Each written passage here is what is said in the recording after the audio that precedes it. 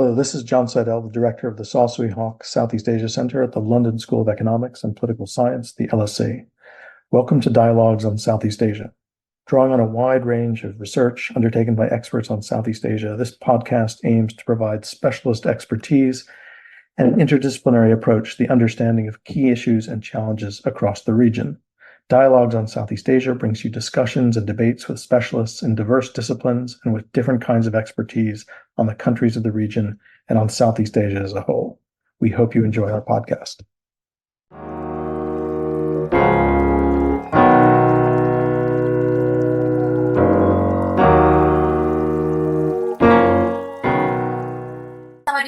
Everyone. I'd like to welcome all of you, this huge big crowd in our room, and also how many people online? 28 audience participants online. Welcome all of you. My name is Qingfei. I am assistant professor at the International History Department, and I'm also an associate at the Sosui Hawk Southeast Asia Center at the London School of Economics and Political Science. On behalf of the center, I'd like to welcome all of you to today's events. We are delighted to welcome Dr. Pavin Chachavalpongpun, please excuse my pronunciation, who will be launching his book today. The book is titled Rama X, the Thai Monarchy under King Vajiralongkorn, and is recently published by Yale University Press in its prestigious Yale Southeast Asia Studies series. A few housekeeping points about this seminar. The event is hybrid and is recorded today. For anyone attending via Zoom, please post any questions using the Q&A function during and also after the talk. If possible, please include your name, your affiliation, location, and question. You can see the example currently in the chat box.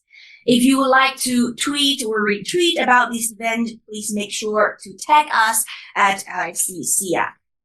We also have many more upcoming events in the rest of the academic year. In particular, in 2 days, we'll be welcoming Professor Tanya Murray Lee to talk about transforming rural Southeast Asia. And next week, we are pleased to hold a roundtable discussion, very timely one, Indonesian elections process, outcome, and implications. So you can find information about this and all upcoming events this year on our website. So without further ado, let me introduce our speaker today. Dr. Pavin Chachavalpongpun is Associate Professor at the Center for Southeast Asian Studies at Kyoto University. He is the Chief Editor of the online journal Kyoto Review of Southeast Asia, in which all articles are translated from English to Japanese, Thai, Bahasa Indonesian, Filipino, Vietnamese, and Burmese. He is the author and editor of numerous books, including Coup, King Crisis, A Critical Interregnum in Thailand, published by Yale University Press as well in 2020. Following the 2014 coup in Thailand, the junta summoned Pavin twice for quote-unquote attitude adjustment. He rejected the summons. As a result, a warrant was issued for his arrest and his passport revoked, forcing him to apply for a refugee with Japan. And now, please join me to welcome Pavin. I'm glad to be back to LSE. The description of my bio is sort of a mix of, happy time and bad time. So, but I would always remember bad time. Nobody remember good time. Trust me. So when you remember bad time, then you think about revenge. So it will be coming for the revenge against the regime. Maybe this project is a part of that revenge. So, right, okay. again, I'm pleased, and I have to thank LSE for inviting me back, and for this occasion, not to just give talk, but to launch this important book. I would never thought that it would be that important. Of course, study something of this sensitive nature of monarchy. For me, it has always been very important. It's just something that academic must do, right? But it become even more important and also hilarious at the same time, because as you know, it was banned 6 months ago, even before. I haven't even seen the final version of the book. My goodness, yeah, and let alone all the contributors have not even seen anything, right? So I mean, we were in a sort of final process of me as an editor, so checking everything that would be correct, and then before we return to the contributor. But then because I went to I got fellowship at ANU in May last year, and because this book we involved 2 Australian scholars, one of them is teaching at ANU. We thought that it would be timely, to talk about this book at ANU, right, to help also promote, Thai program at the ANU. But once, the book launch new came out in Canberra, the title and also the cover also out as well. And I think somehow the Thai state found it shocking to see both the name of the editor and also the book cover, the design, that they found it lèse-majesté. So, I pray that the designer of the book cover would be well and alive. Too bad for him. This book, I mean, it's now, it has been banned, and anyone, have the physical copy, would be both fined and also imprisoned. So please be careful, when you go home, leave behind. But that's one thing that, the Thai state would never be able to understand the real world, that, nobody buy. Hardly anyone these days buy physical copy of the book, because, they use this digital version of the book. And I remember that I had to do, as an editor, the digital version of it. It's just such a pain, right? Because, oh my God, you have to go in every single page. And then with the new index system that you can just pull it, from the text. It just, my God, I had so many sleepless nights having to do it. So, but this, what I'm trying to say is that, I mean, had the Thai state not banned this book, maybe nobody would pay any interest to this book. A lot of people might not pay any attention to this book, because first it's just basically academic book, and academic book is so boring. Yeah. Second one is it is in English, so with this combination, I don't think the book would find its way or would have that easy access, among the Thai readership. But then it became news. People want to have it, and Thai people like that. I want to have it, even though I can't read it, but I have to have it, something like that. So Yale called me last week, said, my God, run out of print, because the order is basically so overwhelming. So it's good, for Yale business, and we have to thank, the Thai government. This book is about what? The central argument, the central question of this book is to ask whether the new reign under Rama, the 10th Vajiralongkorn, when you talk about or look at the royal power, whether it has undergone change or it stays the same. So the question is change or continuity when we look at the royal power under Rama 10. So that is basically main task when I talk to the contributor, and then they have to weave in this question into their own subject of study of each chapter and try to come up with the conclusion. Luckily that all 8 chapters came out with the same conclusion, that is a part of a big change in Thailand. Because whatever you have seen under the period of Bhumibol have changed tremendously under Vajiralongkorn, which hopefully I would be able to, to talk about it, what kind of changes from the two reigns. This book could be the second series. Just like, Netflix, you have so many seasons of, one series. Now, I start to come out with series of books. So, I could say that this is the follow-up of the first series on cooking classes, critical interregnum in Thailand. Again, I remember that this book, came out of, a closed-door workshop at Stanford. My God, many years ago. Because, we are looking at the looming end of the Bhumibol period, into the new beginning of the new reign. And, the finding basically, we use a lot of, discussion, of crunchy, of this interregnum. Interregnum is basically the period in which, the old regime has ended, but yet we have not started the new regime, right? And usually during this interregnum, things would fall into places. Like there are going to be a lot of chaotic things that happen, right? And indeed in Thailand, and I could also even argue further that even though we already started the new reign of Rama X, maybe we might still be living under the interregnum, right? Because I don't think we have found the right formula under Rama X yet. We might be able to find it in the future, right? Or we might not be able to find it all. So I don't know.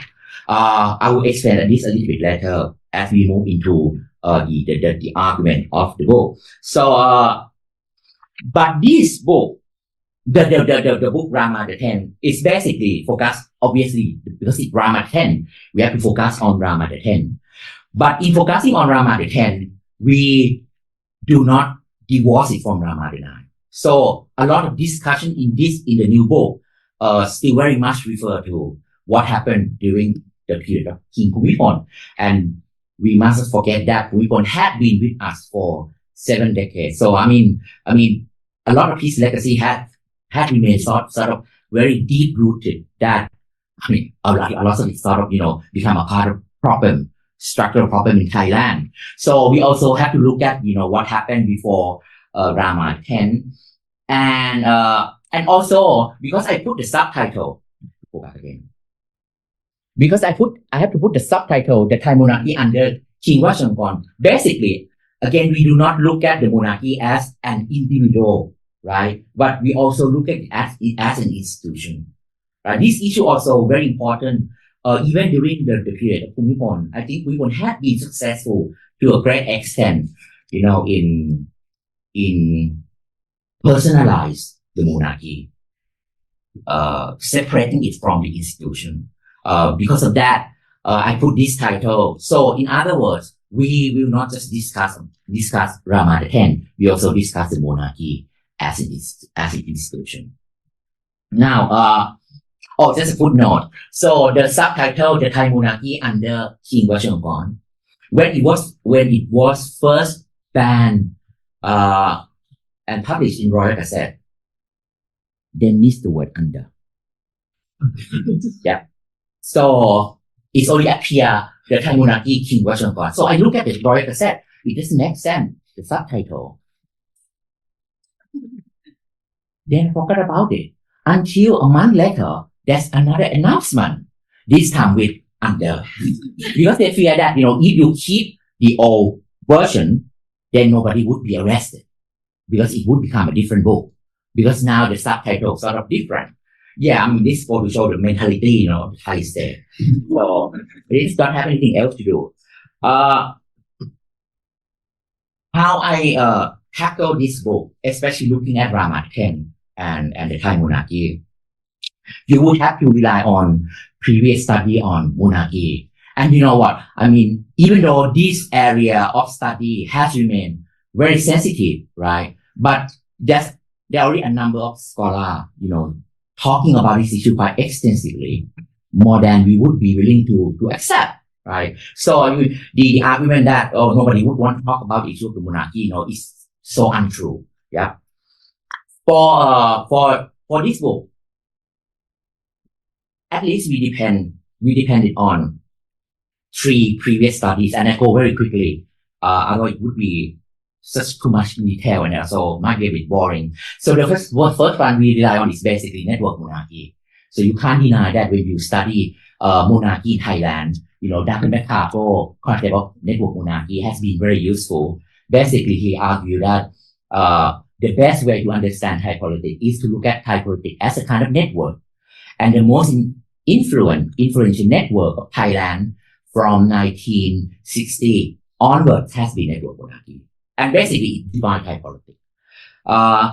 Second one by Chan Thong Chai, when he came up with the concept of royal nationalism as a kind of ideology, right? Being ingrained, in the mind of Thai, that the only way for Thailand to survive as a country with this identity of monarchy, right? And as a modern nation to move ahead, people have to have this total submission and loyalty to the monarchy. In ordinary time, you can talk about this concept as just royalism. In turbulent time, it could go into becoming hyper-royalism. And you could see toward the end of the Bhumibol period, when things start to be sort of, uncertain, when people became so anxious about the future of Thailand without Bhumibol, that when they started to intensify royalism into becoming hyper-royalism. The last one basically by Chan Kasien, who talk about Bhumibol consensus, and which he seemed to argue that is based on the king's own moral authority and charisma, right? That had made his reign successful. What exactly Bhumibol consensus? Kasien said that it is based on a number of elements. So it is basically, you could say that it is a kind of social contract. This social contract is very important for political stability. Without contract, society cannot move ahead. Well, you can also say that exactly right now, I don't think we have found that contract. Again, you might be able to find it later, or you might not be able to do so, right? Also under that social contract, under Bhumibol, different classes, right, negotiated their interests and accepted their boundaries. So it means that, different interest group and also institution, would compete for power, but at the same time would also accept what they eventually achieve, right? It doesn't have to be equal, but at least we get something out of this kind of contract. So perhaps maybe have to involve some kind of concession. That's why it seemed to work. And the last one, basically, we could serving as the ultimate arbiter in Thai politics. In time of crisis, remember, when you were younger, the king would intervene and then that's it, right? So it sort of gave us this kind of, political culture that Bhumibol has gone beyond any kind of institution in Thailand, including the simple dispute settlement in the constitution. So basically the king sort of above anything else, and he was widely accepted for his role, right? In 1992, I was such a young boy. I couldn't understand watching the TV and then seeing the king and the queen on the sofa, and then with Sukinda and Damlong on the floor, and then it was televised. And the king, saying something like, you Thai, you have to love each other. Oh my God, I know, right? I just cried. I couldn't understand a thing. That's why I cried. So, but that is a prime example of the role of monarchy, in particular Bhumibol, in serving as this kind of, solution to political crisis. But then we will use this, in order to understand Rama again, whether it would go in the same direction or not. Now, talking about Rama, the 10. Okay, the book would start with discussing the power of the king. So talking about the power then would determine whether, you could see whether there would be change quite easily. How much Bhumibol had power during his time and how much Vajiralongkorn had. Very obvious that, amid earlier skepticism about Vajiralongkorn might become weak king simply because, during Bhumibol's time, he was totally cut off from politics and also from military, right? Okay, maybe he came up, without any support and network. So he could become weak. In fact, Vajiralongkorn moved quite quickly, even before Bhumibol passed away, by first thing reorganizing the Privy Council.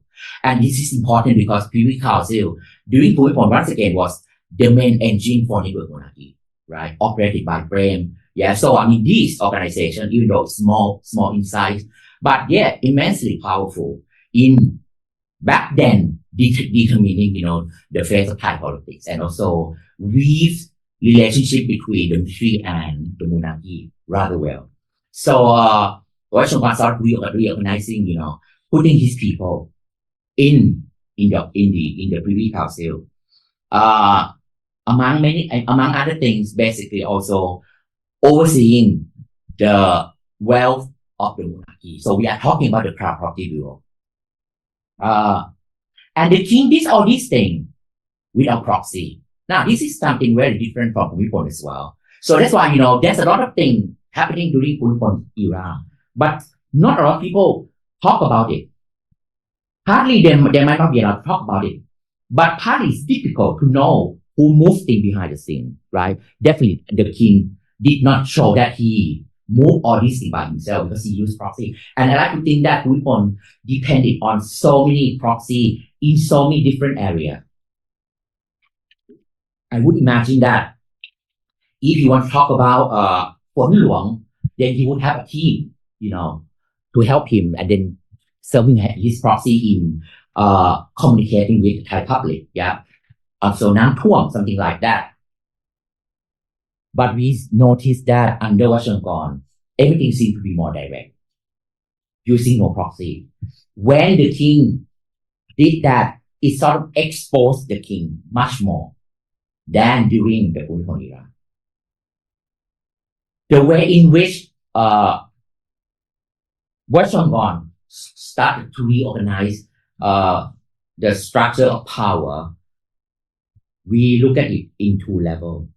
The first level, we call it macro management.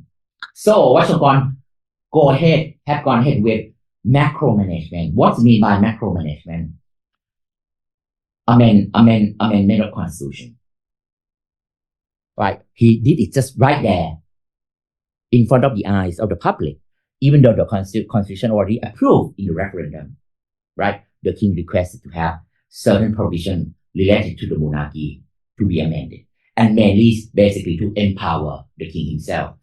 To empower the king, for example, instead of having to nominate the regent, when he resides or when he travels overseas, then the amendment would be that he doesn't have it to do it anymore. So basically, he could control Thailand from wherever he go, having a remote control. Sitting, sunbathing in Germany, right? Cycling in Germany, but yet at the same time, you can sign a lot of documents on German soil, which had become an issue, in the parliament in Germany, right? And I think this thing is quite big, in this group of, macro management. Also in macro management, he brought certain offices under his direct supervision.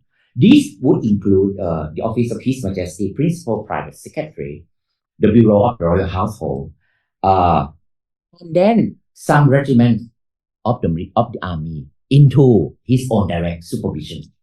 I'm surprised, this would not cause any kind of, friction with the army, because if you look at the army elsewhere, the first thing that the army would not accept is basically fragmentation of the army, right? Army you have to reflect, this kind of unity. But yeah, this is a weird way of managing, military monarchy relationship that that the military seemed to be okay, that certain, regiment would become under direct control of the king. And apart from that, continue with the same tradition of directly handpicking key position, including the army chief. Elsewhere in this country, right, it's definitely not the affair of the military, right? But in Thailand, I would say that this is something that, totally surprising, because I think it has been practiced for quite some time under Bhumibol. But yeah, he just want to make sure that responsibility still lies in the hand of the monarchy in picking the army chief. And it's so important because this relationship, has become, the well-being and the survival of the monarchy depends so much on support of the military. And likewise, the life of the army also depends so much on the monarchy as well. So it's basically interdependent, you can say, working relationship. So that's why they want to maintain this kind of, of tradition. And lastly, the transfer of the asset under the Crown Property Bureau, finalized in 2018. When I was a diplomat, many years ago, every year, Forbes will publish the list of the richest monarch in the world. We want sort of champion every year for like over a decade. My job at the embassy is to go to the Singaporean government because I was based in Singapore. And I have to inform Singapore government that no, it's untrue. It's definitely untrue. I think Forbes, had evil intention toward Thailand. The king practiced self-sufficiency economy, so he's not the richest man in the world.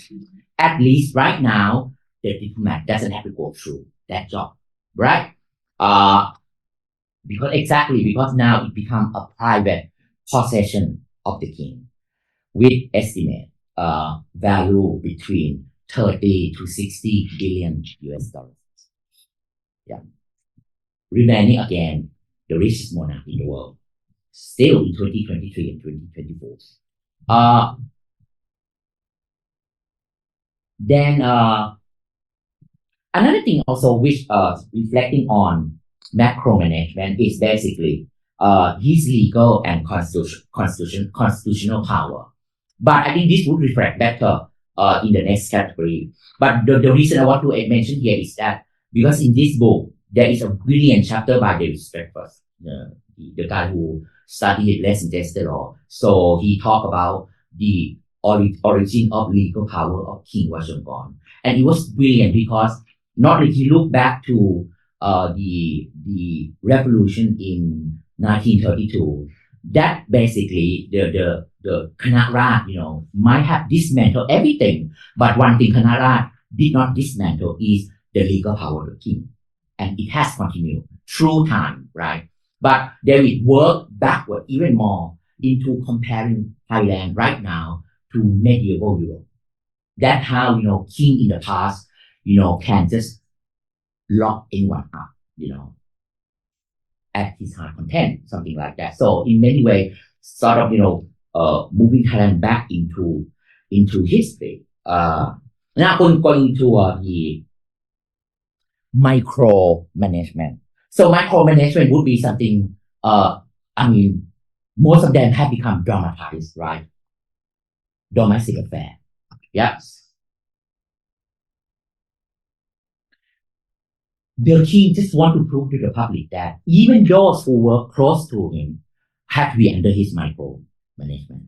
It has to behave in a certain way, right? If you misbehave, then this would be an example for the public.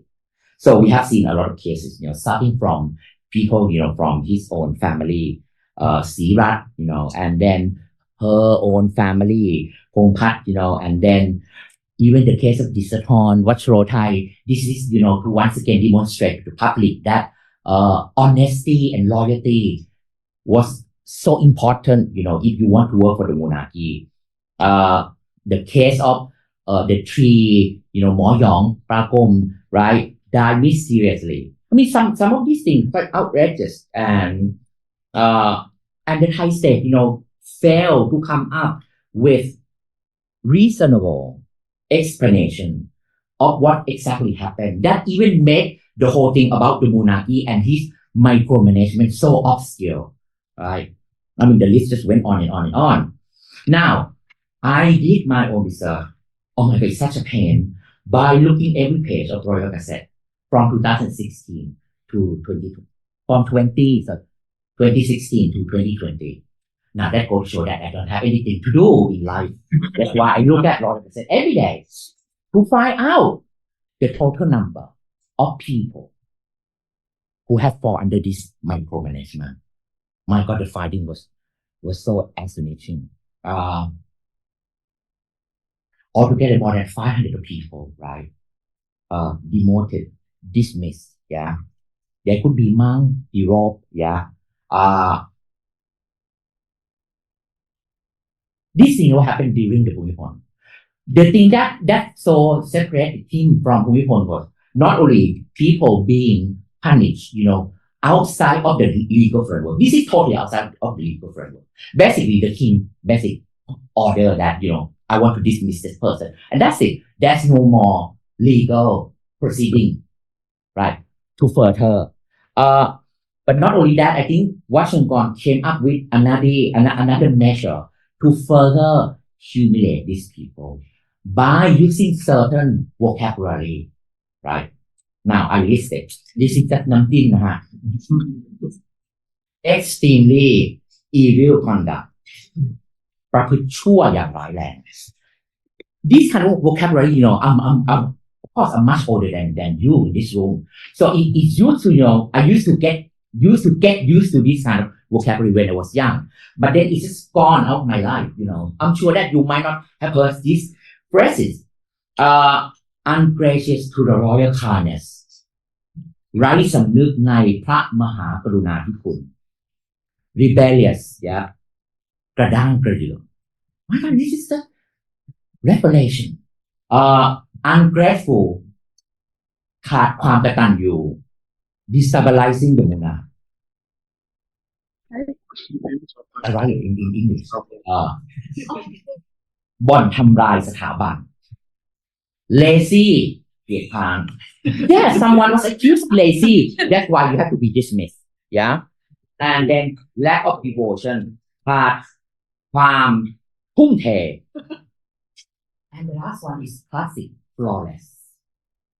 Sinina, yeah. So, my God, I forgot to just turn. Well, I mean, the three men which I mentioned here.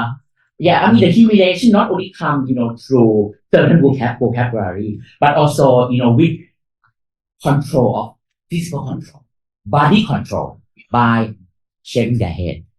Right? This has followed, the step of, humiliation. And I consider this a kind of, micromanagement going into each individual. Yeah, I mean, these are the vocabulary here, right? And this is the absolutely flawless. But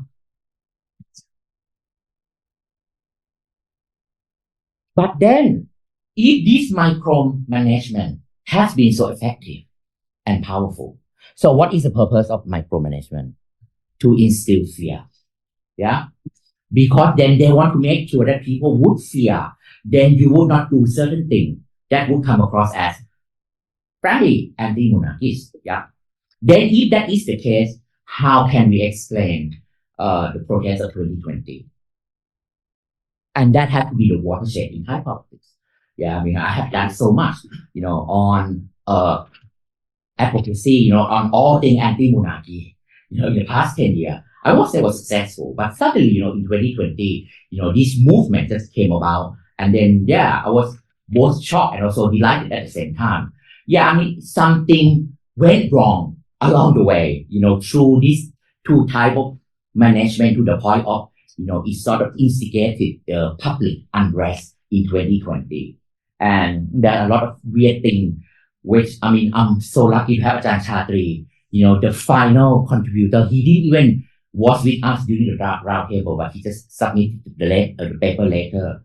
He talked about, in this book, the disappearance of historical memory during Rama 10. Yeah, I mean, something in Thailand, sometimes just so funny that you don't know whether it's really funny or what.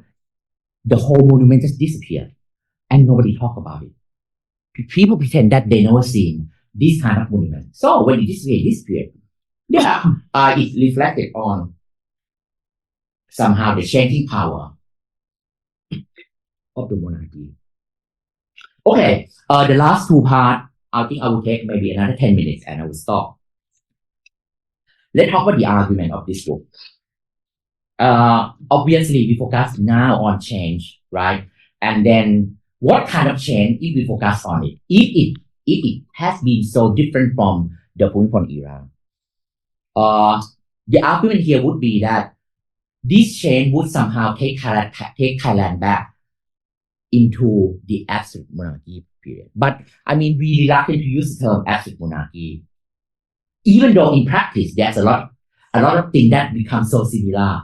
Now the current system very similar to the system under the absolute monarchy, simply because we still have anti-democratic mechanism in Thailand that would prevent us from calling it absolute monarchy.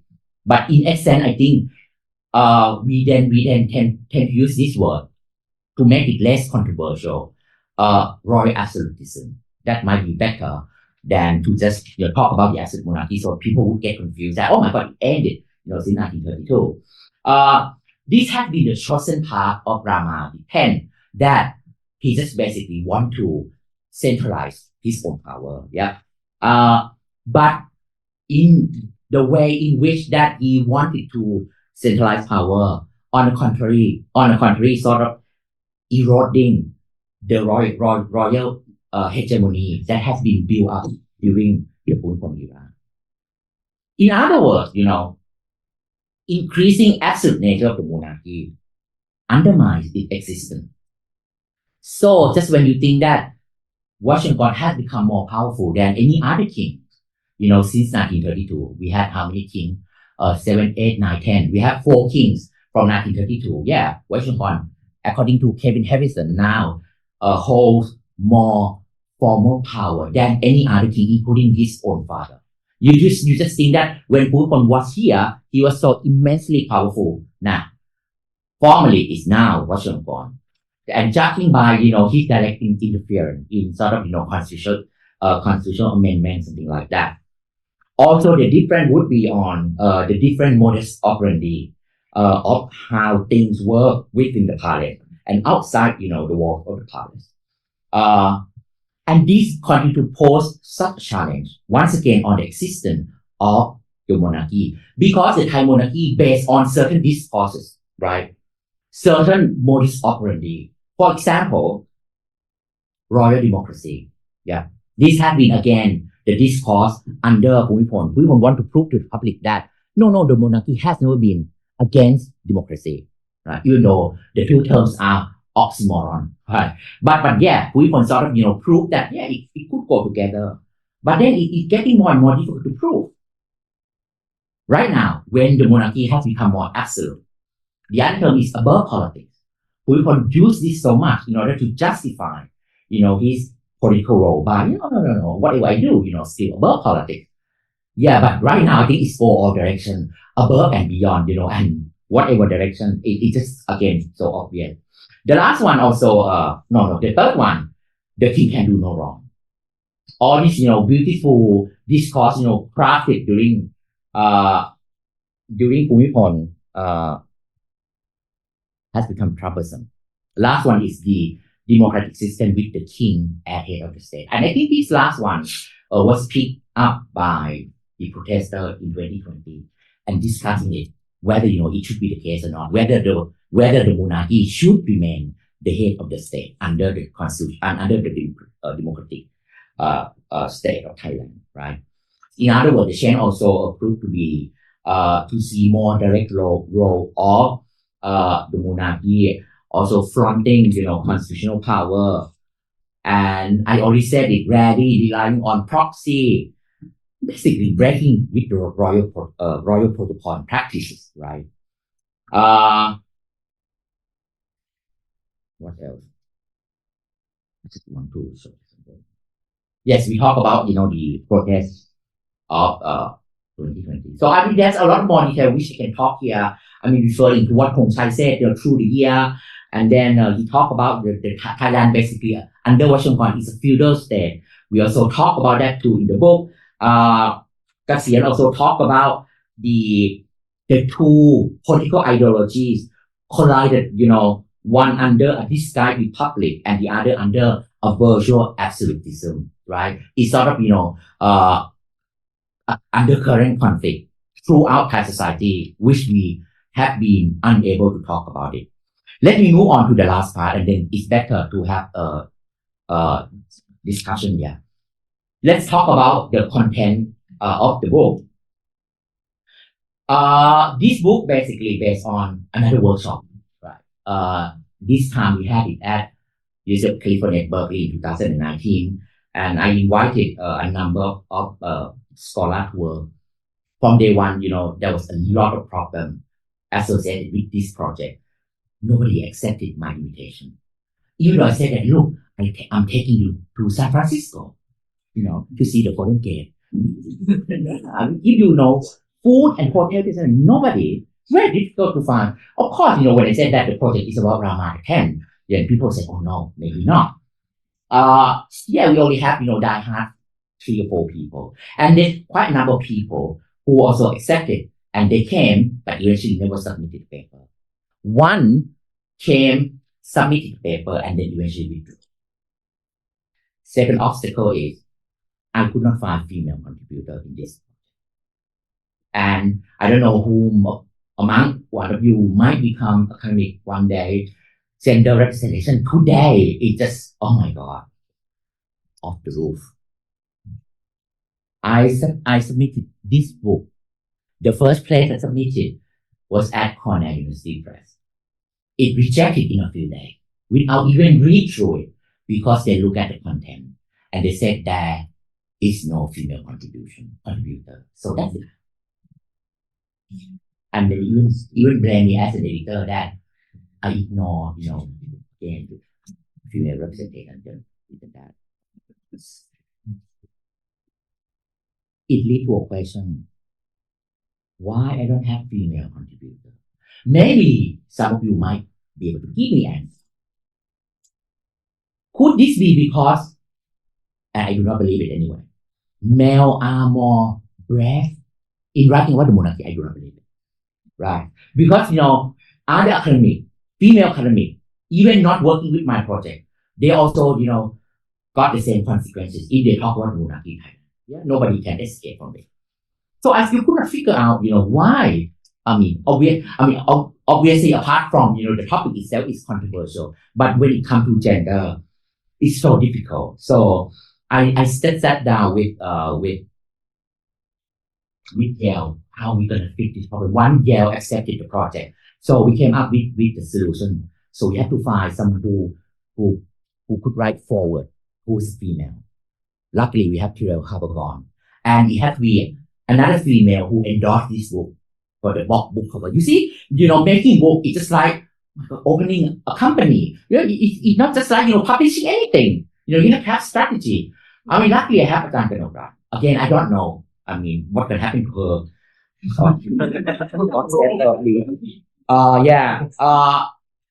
And then throughout, we told the contributor that we have to cite more works of female scholar. And if anyone write anything from social perspective, maybe you have to rely more on, feminist approach, something like that, to give honor or, to those who work in this field, from the female. Okay, now Yale say yes. The composition basically, I did write an introduction. Is again basically what I just said you already appeared, in the introduction. Second chapter by Paul Hanley, and it's good to bring back Paul Hanley. And this is not just another biography of Vajiralongkorn. What great about this chapter basically? At the end of The King Never Smiled, Hanley predicted many things about the future of the monarchy. Now he used this opportunity to challenge himself. Whatever he predicted, which one he was right and which one he was wrong. So, a great introduction of the book. for those who might not know who Vajiralongkorn is, right? This is a good chapter. Second chapter by Federico Ferrara, talking about the monarchy as an extra constitutional institution. Why it has to be extra? What extra about it, right? And basically he connected between the two reign. The term extra in during Bhumibol period and the term extra now totally different. Very theoretical, but book like this, you need something of theory. I hated it, but then I give this job, to Federico, and I think he did it really well. The third one already mentioned about the chapter of David's breakfast on the origin of royal legal power. So not really he looked at the 1932. And as I said, he moved us back to discussing, the legal authority of kings of England, in 13th, 14th century, king of Norway, king of Sweden, something like that. It's that I gave him double the size. So usually we get only 10,000 words for one chapter. He did write 20,000 words. It could be a mini book in itself. Right? The fourth chapter by John Gregory Raymond at NU, talking about relationship between the military and monarchy. Again, this chapter is very intriguing because we took the advantage of a gun basing in Canberra to access the archive of Dantru. Now a lot of interesting things it's about to happen, and I spent some time in Canberra. I also went to see those archives. It's just my God, Raymond sort of, went to the extent of talking about his time, Vajiralongkorn time in Australia, when he studied at this military academy. And then he sort of argued that, there could be certain practices that Vajiralongkorn just basically brought home. Even though Dantru was quite prestigious, among, Sandhurst, or West Point, but they also have a lot of dark side within Dantru as well, especially in coming up with, they have this term bastardization in punishing, anyone who misbehave within the army, and it could be quite brutal. Even though in our discovery, nothing can confirm that Vajiralongkorn was a part of those who abused others.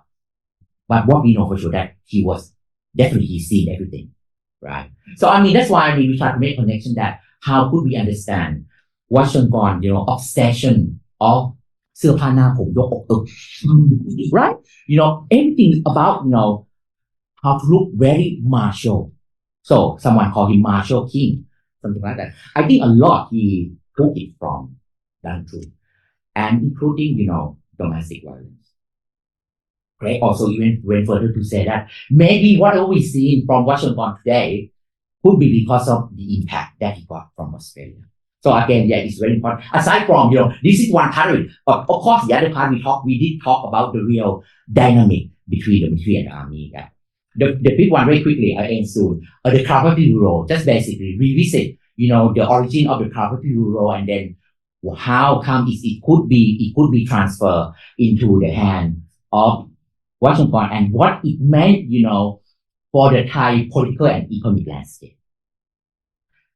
Have to mention that the author is another Australian, Michael Ruffles.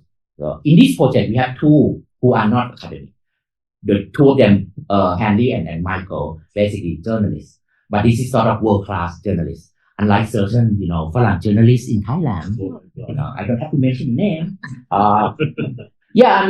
Michael sort of, award-winning, he did investigative report on Thamanat, right? Man Khư Pang, something like that. And then including his time in prison, and once he was, his work very good.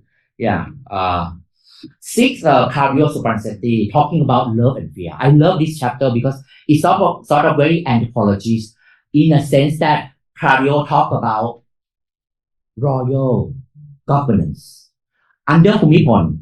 And I never noticed it until I read this chapter. People talk so much about love, as if Bhumibol is a symbol of love, and they want us to believe it. especially toward the ending reign of Bhumibol, when we have heard slogan of Rama. Yeah, you have to become so overly in love with the monarchy. And it just looks like everywhere you look, it's so clean. But what about the space for those who do not love? Right? That's when you think again that love, it should be full of forgiveness. But it's the opposite. When you do not love, the punishment could be serious. Now, on the contrary, fear right now, it should be something terrible, yeah? It should drag Thailand, downhill because of fear.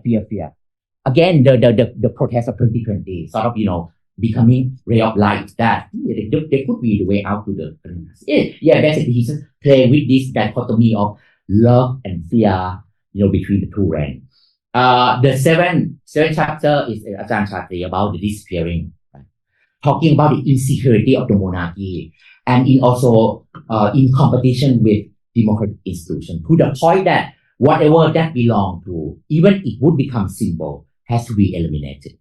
Lastly, is my own chapter about why Vajiralongkorn behaves so badly overseas.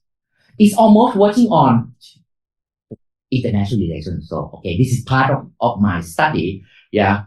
So maybe it's good to revisit the position of the monarchy on the international stage, because nobody talk about it. I don't think there would be international tour, right? It took Bhumibol 13 years before he started the first international tour. Well, people could say that maybe Vajiralongkorn would want to wait 13.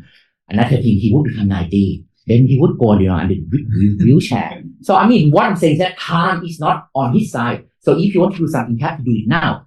Again, I don't think he wants to. The reason he might not want to is because I think the status of Thai monarchy at the international stage has changed.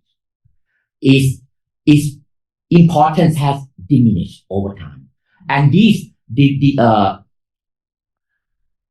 has been diminished according to also the shifting international system as well. So we have been out the Cold War. There is no international war to fight with. Yeah, Thailand doesn't need any kind of endorsement from superpower. In other words, we do not have to be recognized at the international level. So I think this kind of thing, I brought into the debate to try to find, where is the location position of the monarchy at the international level. That's it. So thank you so much.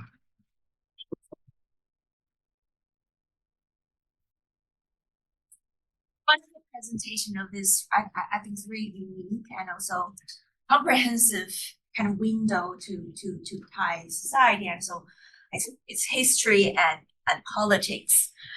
So now we will open the floor for questions from the audiences. For those of you who are online, please type your questions. Please be short if possible, and be sure to include your name and affiliation. At least from Quebec. Right. Since you mentioned about the protest and about international affairs, since we have seen young protesters trying to communicate with international community and demand monarchical reform, do you think there any way that democratic society can attempt to hold monarchy accountable? That's my question. You want one by one, or you want as a group? Then let's take maybe another 2 questions and we can answer. Yes, please. Yes, thank you for your presentation. I would like to ask concerning the political climate today. Is it shown, or is it appear that some youngsters that used to support the protest demanding the regime change, they kind of swing back and turn to support, some even support the lèse-majesté laws?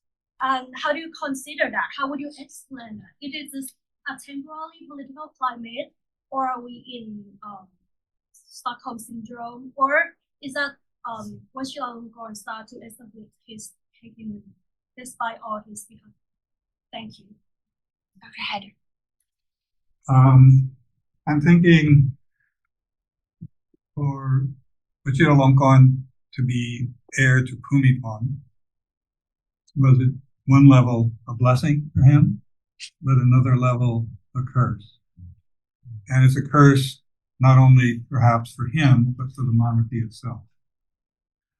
And I'm thinking of it then, you talk about the system of the kingdom with democracy and all of that. I'm thinking, but elsewhere in Southeast Asia, they've been able to combine dynastic succession with monarchy, as it were, and rather successfully. So, Hun San to Hun Manet, Lee Kuan Yew to Lee Hsien Loong, Ferdinand Marcos to Bongbong Marcos. They make it work. And why does it work where it doesn't seem to be working here? And that's precisely because Vajiralongkorn got it as a blessing. He didn't have to work for it at all. Maybe Hun Manet didn't have to work for it very much. Maybe Lee Hsien Loong didn't have to work for it very much, but they had to work some. And they had to work within a quasi-pseudo, partial, fractured, failed democratic system, but it was still a democratic system, whereas this guy didn't have to do anything. And so he's just not capable of managing the fact that he's the heir to this system. And then, therefore, it will fail. He will fail, and the system will fail. Thank you so much. Starting from the last question, he's my advisor at SOS. And he's my best student at SOS. Thank you. I almost never graduated. Not because I'm lazy, I just went to club and bars, forget about writing the thesis. Thank you. I could not agree more. It's good that you raise this thing because sometimes I forget about it. That this is not something totally unique to Southeast Asia. It's another kind of dynastic politics. Yeah. Even though form could be different.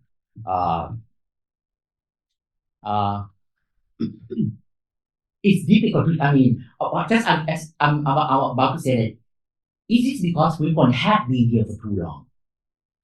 But then again, Lee Kuan Yew was here forever. Yeah. So I have to take home and then I'll think about it. Yeah, to try to find, I'm sure that you already give us an answer, but I want to think a bit further of, the failure of Vajiralongkorn. When we look around, what happened in the region? Going back to the first question, the Thailand and how the international community, would help support. Yeah, this is a part of what I'm doing as well. So that I have wear, several hats. Right now, this important hat is basically to do advocacy on Article 112 under 112 watch project, and then I have to go out and to talk about this issue to raise awareness. At different level in the West mainly, at government level, government, civil society organization, and then academic community, and also Thai community overseas as well. Now let's focus on, because this is policy, so we talk about state level. Still ambivalent very much. At best ambivalent. At worst, they could not just support anything.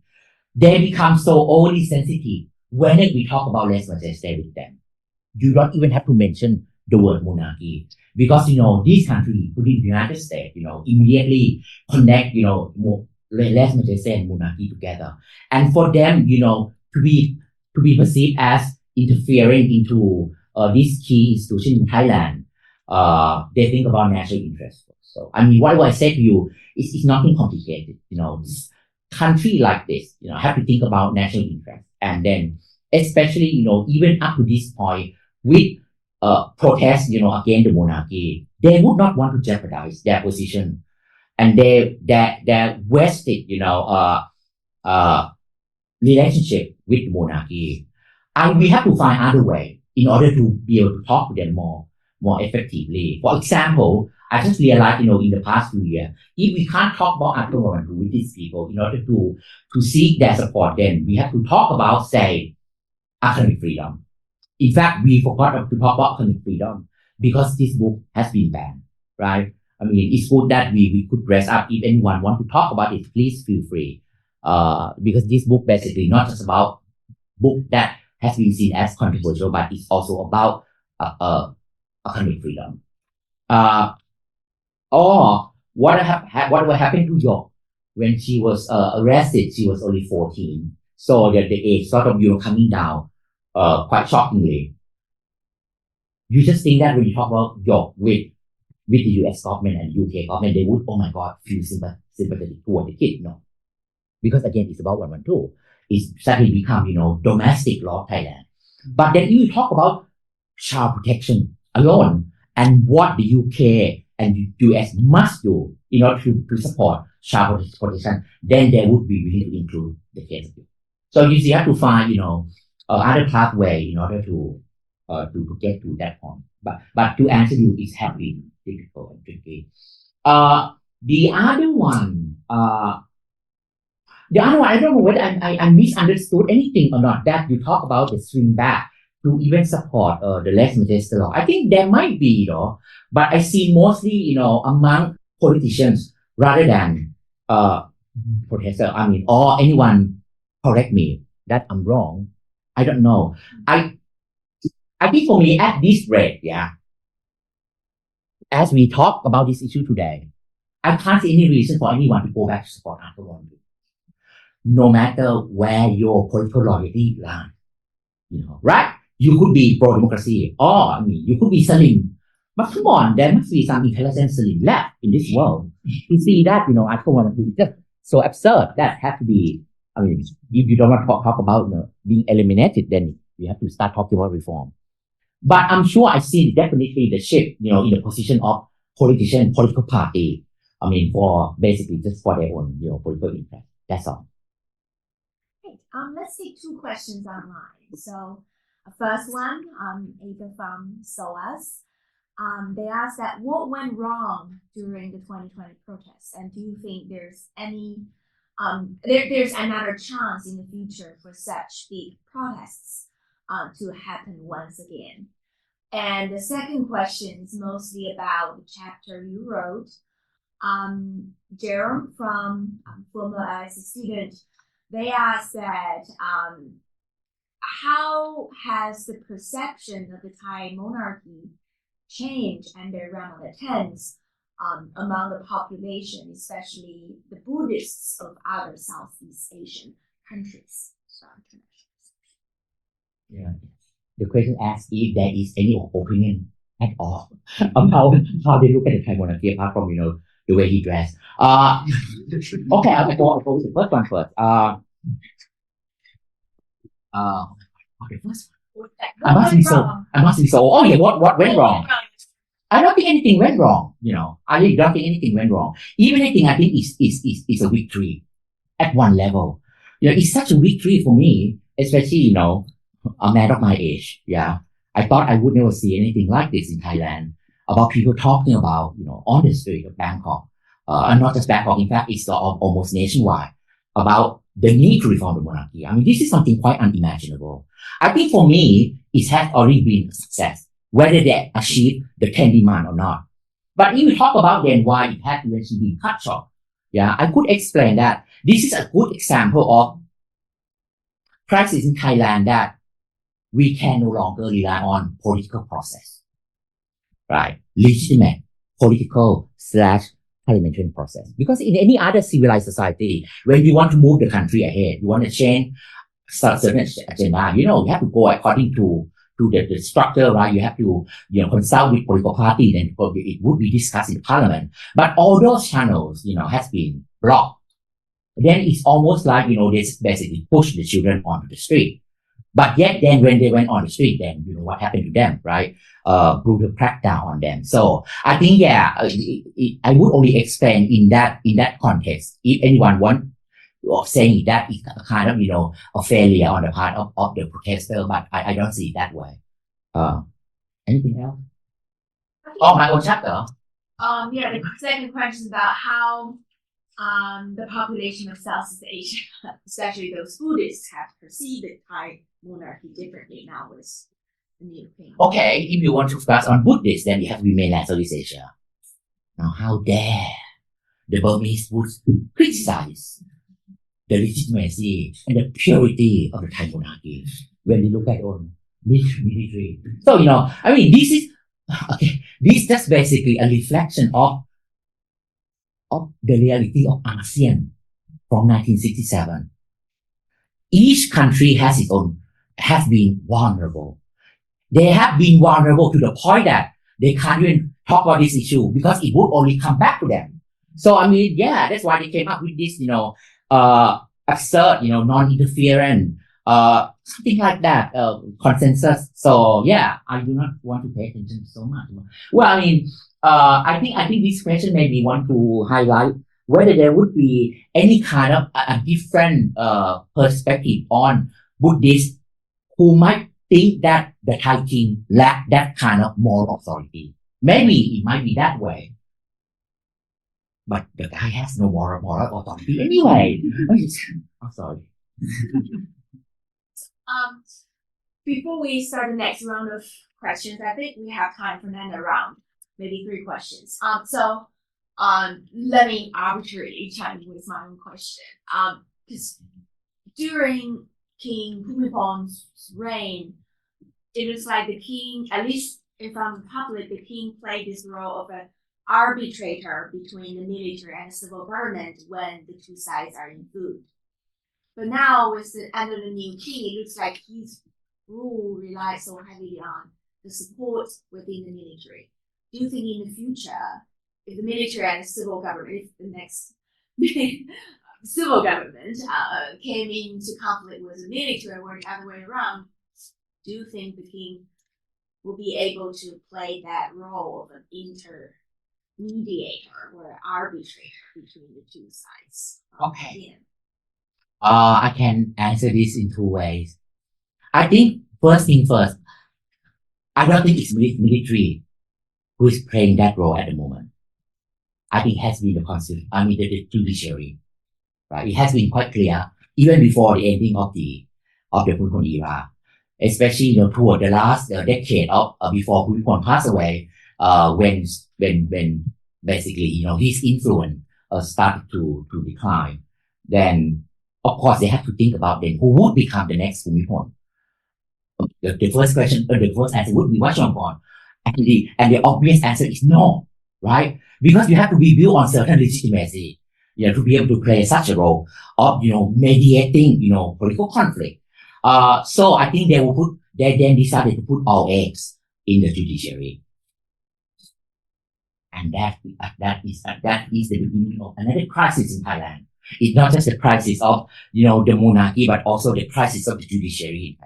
So, I mean, I was shocked in 2008, when the Constitutional Court, started to come out, and this and that. And it has been doing, non-stop. And then with the possibility of doing it again against, Gaokang. So I think, the first part of it, I think, is not the military. I mean, how could the military be the judge here when the only thing you did, in order to dissolve any kind of, so-called crisis is basically to seize power.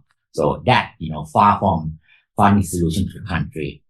Second one is basically the relationship between civil and military and whether the monarchy could play any role. I think again it's very difficult. It's difficult because under Vajiralongkorn, I think relationship between, and it's weirdly though that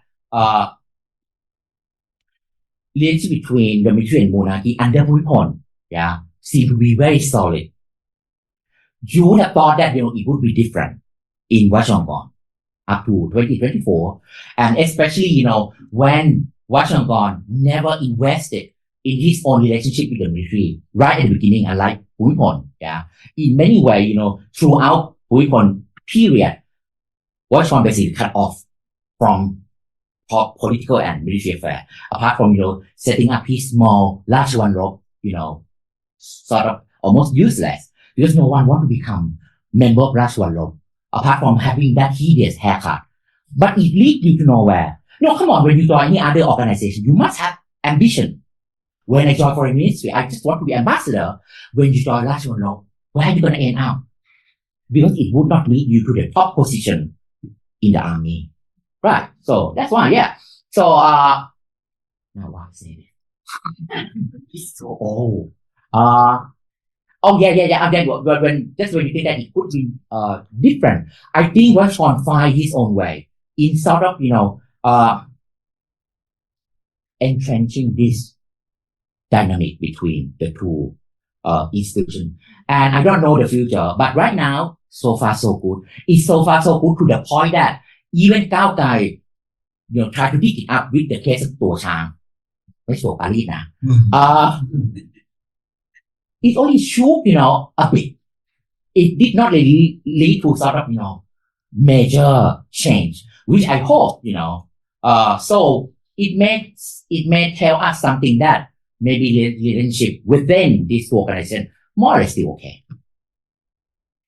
I think we still have time for one more question. This is a very practical but also very important question. So we have Ari from a student at University of Hawaii, currently based in Bangkok. So their question is, how can those of us in Thailand access the book given that? And how do you hope that the book can still circulate here? And what advice do you have to young organizers here? After this project, I could become a publisher myself. I guess, but the best way we already talked about it is basically you have to wait for the digital version. So it will be coming out less than 6 months. I think this is the safest way. Yeah. You can, don't destroy the cover. I mean, please save the designer. This designer is up and coming designer in Thailand. I think you know who I mean. So please send him Kopat and Oliang. Yeah. Yeah. Seriously, and then we didn't think about it. His name appeared in the book in the back cover. And then we had to delete it.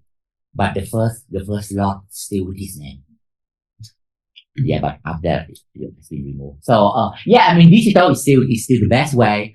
I guess that in the age of internet, it would go on the internet somehow. Just like the King News Mine, right? You can find both original copy and also the translation. I was thinking about translation as well. That would be another way. And now since I have been doing with Kyoto Review, I have to tell you that this is such an immense knowledge, spreading knowledge, especially in the context of Southeast Asian studies. Once we started to translate into these different Southeast Asian languages, we increased readership 10 times. And it's so good that, people would come to me and say, oh my God, I can read it in Filipino, this and that, instead of English.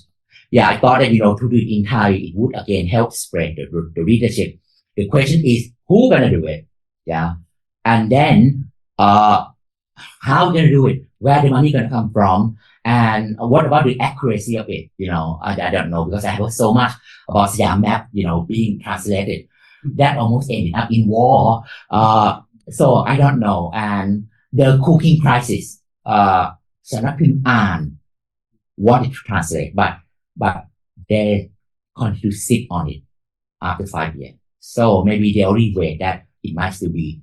Even with that project, be too risky. So, this project would be even more risky. So that when I don't know. But I'm sure that soon it's going to be circulated, even the hard copy on the internet. And the book itself is very cheap. Come on, help me. All this, that's why you come to England, right? $28. Yeah. And the money that's coming with it, the money go to Yale. I get zero. Yeah, help support, academic books. And then, spread, knowledge. Thank you. Thank you so much. Wonderful place to end our talk. We look forward to seeing you in future events at SEAC.